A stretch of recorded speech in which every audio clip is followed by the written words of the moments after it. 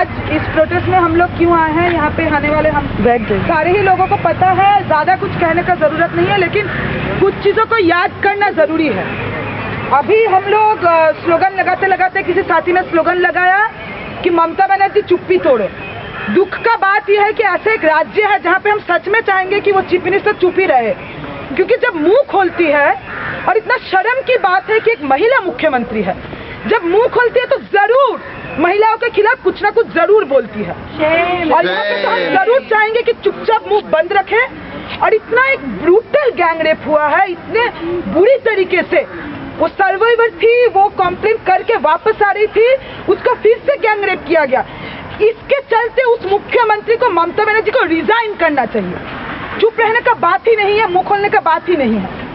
साथियों, ये जो बढ़ता हुआ एक चीज बंगाल में परिवर्तन के बाद दिख रहा है।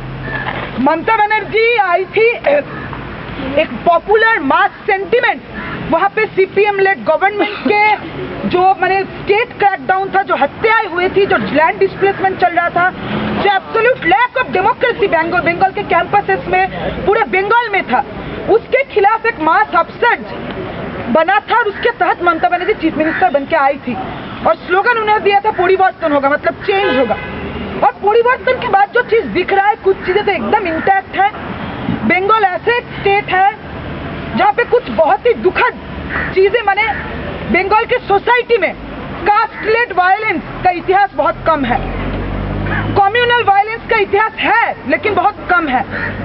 सोसाइटी में जाति और धर्म के आधार पे बहुत आसानी से पोलराइजेशन क्रिएट नहीं होता है, लेकिन उसी समाज में ऑर्गेनाइज्ड पॉलिटिकल फोर्सेस जिस तरीके से वायलेंस करते हैं, पहले सीपीएम ये काम करता था कैंपसेस के अंदर, गांव में जहाँ पे किसान अपने लैंड डिस्प्लेसमेंट के खिलाफ लड़ते थे, वहाँ पे ऑर्गेनाइज्ड पॉलिटिकल वायलेंस महिलाओं के ऊपर, और ये ऑर्गेनाइज्ड पॉलिटिकल वायलेंस सिर्फ हत्या के माध्यम से नहीं, बलात्कार के माध्यम से होता था। और वो चीजें एकदम इंटैक्ट है। ममता बनर्जी का खुद का लुम्पेन ब्रिगेड, उनका गुंडा जो पार्टी कैडर से, वो लोग यही चीज कैंपसेस के अंदर कर रहे हैं, लेकिन कुछ चीजें बदली हैं। और वो ये चीज है कि आज के डेट में ऐसा एक राज्य सरकार वहाँ पे है जो पार्क स्ट्रीट में जब बलात्कार होता है तो बहुत आसानी से एक महिला मुख्यमंत्री कह देती है कि किसी की माँ है, रात को पाप में अगर दारू पीने जाएगी तो उसके साथ यही होगा। एक के बाद एक बलात्कार होता है, हमारी महिला मुख्यमंत्री जब भी मुंह खोलती है तो विक्टिम के खिलाफ जरूर कुछ ना कुछ कहती है। या प्रोटेस्ट कीजिए, आप बोलिए कि आप ये ऐसे बातें विक्टिम ब्लेमिंग आप नहीं कर सकते, तुरंत आपकी तरफ उंगली उठा के कह दिया जाएगा माओवादी है। पूरा राज्य आज के डेट में माओवादी हो गया। माओवादी लोगों को खुद को पता नहीं होगा कि इतने सारे माओवादी तो वो महिला, बहुत सारे लोग कहते हैं कि वो पागल, वो कतई पागल नहीं है, वो शातिर महिला है। वो समाज में एग्जिस्टिंग जो कॉमन सेंस, पैट्रियर्कल कॉमन सेंस है, उसके ऊपर कैसे प्ले करना है, कब कौन सा कमेंट करना है, कब किसको माँ कह देना है, कब किसको कह देना है कि रात को कैसे चले जाते हो पब में दारू पीने, कब किसको माओवादी कह देना, ये सब कुछ उस महिला को पता है। ये जो खास केस है, इस केस के बारे में अगर सोचा जाए, शायद इतना ब्रूटल रेप और इस तरीके का हत्या, माने इसका इतिहास इस देश में कम है। बंगाल में छोड़ दीजिए, एक 16 साल के महिला के साथ बलात्कार होता है, गैंग रेप। जब वो कंप्लेंट फाइल करा के लौटती है पुलिस स्टेशन से, उसके बाद उसका रिवेंज लेने के लिए, बदला लेने के लिए कि कैसे चले गए तुम बंगाल पुलिस के पास, हम पास कंप्लेंट दर्ज करा। ये you are not expected to file complaint in Bengal, you are not expected to file complaint to the police if you have been gang rape. जब लौट रही थी तब रिवेंज लेने के लिए उसको दोबारा बलात्कार किया गया। और बंगाल पुलिस, जहाँ जैसे ये लोग देख रहे हैं, खड़े खड़े देख रहा था। ये लोग आज यहाँ पे सुरक्षा देने पहुंचे हैं, बंगाल यहाँ पे जो अंदर ऑफिसर बैठे हुए उनको। और अगर हम लोग ज्यादा प्रोटेस्ट करते तो हमारे लिए महिलाओं के हाथ में लाठी, वो पुलिस है, लाठी है हम लोग के ऊपर लाठी चार्ज करने के लिए। दिल्ली का भी ये कहानी है, बंगाल का भी वही कहानी है। आज हम लोगों में से कोई भी हमारे साथ कुछ होता है, बलात्कार होता है, मोलेस्टेशन होता है, पुलिस स्टेशन जाएंगे और हम लोग वही फेस करते हैं, FIR दर्ज नहीं होता है। और बंगाल का पुलिस भी खड़े खड़े देख रहा था। वो महिला बलात्कार का केस दर्ज करा के लौटी, उसके साथ दोबारा बलात्कार हुआ, दोबारा गैंग रेप हुआ, और उसके बाद उसका हत्या हुआ। यहाँ पे जब 16 दिसंबर का आंदोलन हम लोग लड़ रहे थे, जब इंडिया गेट में सुभाष तोमर का मौत हुआ था, तो उसी दिन दिल्ली के पुलिस कमिश्नर ने उन्होंने एक प्रेस कॉन्फ्रेंस करके दुनिया को कहा था कि प्रोटेस्टर्स ने मारा है, प्रोटेस्टर्स ने हत्या किया है सुभाष कुमार का, और कोशिश किया जा रहा था कि पूरे प्रोटेस्ट को डिलेजिटिमाइज किया जाए। उसी तरीके से बंगाल पुलिस जो खड़े खड़े देख रहा था कि वो महिला फाइल करा के लौटे, उसके दोबारा बलात्कार उसका हत्या हो, बंगाल पुलिस अचानक से ओवर एक्टिव हो गया और बोल दिया कि उसने सेल्फ इमोलेशन कर दिया। ये फैलाया गया कि उसने आत्महत्या किया है, और वो लड़की के पिताजी थे जिनको पता था कि वो लड़की लड़ने वाले मानसिकता के, उसके साथ बलात्कार हुआ है, लेकिन वो इस मानसिकता में है कि वो लड़ेगी, वो केस दर्ज कराएगी और जस्टिस उसको मिलेगा। और उसके पापा को पता था कि वो आत्महत्या नहीं कर सकती है, और उसके पापा ने, उसके फैमिली ने रेजिस्ट किया कि इस तरीके से बॉडी को हम लोग इमोलेट, इस तरीके से क्रीमेट नहीं होने देंगे, बॉडी का दाह नहीं होने देंगे, बॉडी को एब्डक्ट कर लिया गया, उसको क्रीमेट करने का कोशिश किया, और लेकिन उसका परिवार उसके साथ टिका रहा। बंगाल में इसके खिलाफ आंदोलन चल रहा है जबरदस्त, कोलकाता के सड़क पे लोग उतरे हैं, 5 स्ट्रीट हुआ, कामदुनी हुआ, मध्यम ग्राम हुआ, और ये है बंगाल सरकार का आज के डेट में सच्चाई। इससे भी खतरनाक गेम बंगाल सरकार खेलता है जब गरीब किसी के घर में बलात्कार होता है।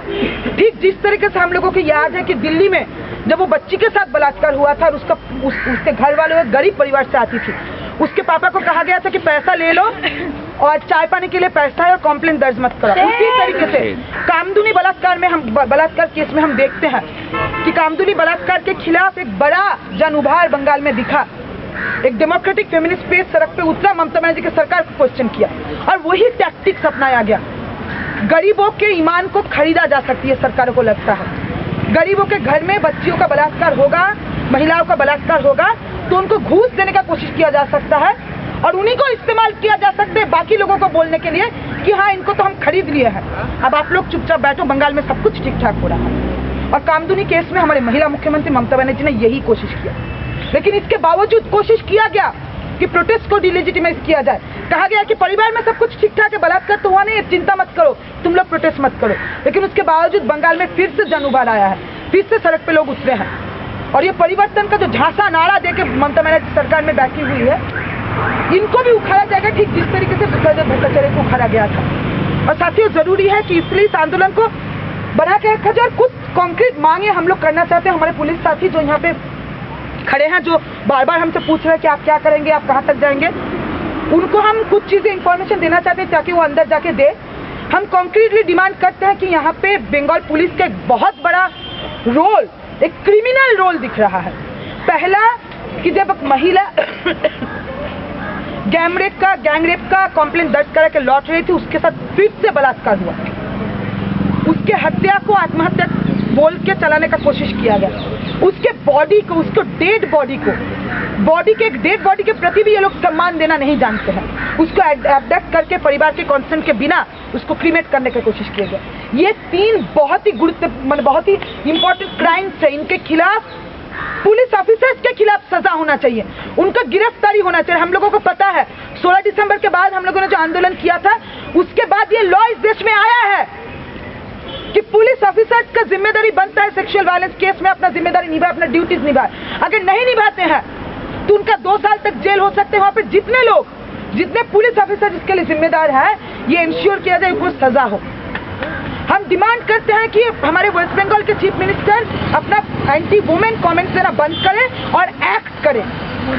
बंगाल में बढ़ता हुआ जो सेक्सुअल वायलेंस है उसके खिलाफ एक्ट करें, पुलिस ऑफिसर्स को सजा दिया जाए। जितने बड़े लेवल में ट्रांसफॉर्मेशन का जरूरत है, जेंडर सेंसिटाइजेशन का जरूरत है, उसको इंश्योर किया जाए। 100% कॉन्विक्शन बंगाल में भी हो, और ये ना सोचा जाए कि पता नहीं कौन सा गुंडा, कौन सा बलात्कारी तृणमूल का कैडर होगा। और इसी के चलते बंगाल में लोग, बंगाल सरकार, चाहे वो इससे पहले सीपीएम का सरकार हो या तृणमूल का सरकार, ये लोग इसीलिए एक्ट नहीं करते हैं क्योंकि ये लोग अपने पॉलिटिकल एक्टिविस्ट को, नौजवानों को, जो लोग राजनीति में ज्वाइन करते हैं, उन लोगों को गुंडा बनाते हैं, उन लोगों को कैडर नहीं बनाते हैं, उन लोगों को पॉलिटिकल एक्टिविस्ट नहीं बनाते हैं, और इस डर के चलते कोई भी एक्शन नहीं होता है। हम लोग डिमांड कर रहे हैं कि 100% कॉन्विक्शन बंगाल में हो, और ममता बनर्जी को थोड़ा सा भी शर्म है तो रेजिग्नेशन दे। ये स्थिति अगर बंगाल में बना हुआ है, एक के बाद एक बलात्कार हो रहा है, पुलिस खड़े खड़े देखती है, पूरा एडमिनिस्ट्रेशन बलात्कार के पक्ष में खड़ा होता है, उसको कवर अप करने का कोशिश करता है, तो वेस्ट बंगाल चीफ मिनिस्टर को एक महिला होने के नाते मॉरल जिम्मेदारी लेके इससे रिजाइन करना चाहिए। साथियों, इसके बाद मैं उषा को